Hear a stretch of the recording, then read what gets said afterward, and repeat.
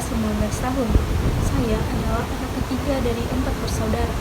Saya saat ini adalah mahasiswa Politeknik Negeri Loksmawe jurusan TIK, Program Studi Teknologi Rekayasa Multimedia. Untuk sekarang saya berada di semester 2. Saya memiliki kepribadian yang sedikit pendiam dan juga ramah. Saya memiliki sifat yang bertanggung jawab dan disiplin. Saya orangnya mudah bergaul tetapi tidak mudah terbuka.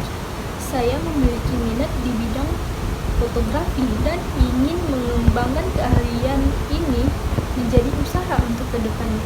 Sekian tentang saya. Assalamualaikum warahmatullahi wabarakatuh.